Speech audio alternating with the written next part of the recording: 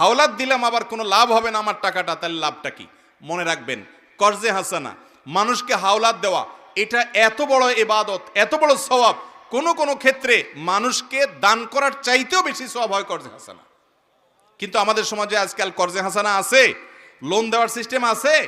এই না থাকার একটা কারণ হলো, যারা লোন নেয় তারা একবার নিতে পারলে আর ওই লোকের চেহারাটাও সে দেখতে রাজি। দোকান থেকে বাকি খাওয়ার পর অন্য দোকান থেকে ঘুরে ঘুরে নগদ খায়, ওই দোকানের সামনে দিয়ে আর হাঁটে না।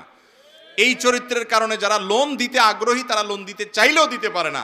আর এই কারণে শুধু লোন না দিয়ে লোনের বিপরীতে গ্যারান্টি নেবেন। গ্যারান্টি কি? আপনি কাউকে 10,000 টাকা লোন দিচ্ছেন, তার মোবাইলটা গ্যারান্টি দেন, মোবাইলটা বন্ধ করে ডেস্কে আপনি ফেলে রাখেন, আপনার ড্রয়ারে ফেলে রাখেন, টাকা দিবা মোবাইল নিয়ে যাবা, কাহিনী শেষ। তাহলে সে ঘড়িমসি করতে পারবে না, টাকা দিচ্ছে না।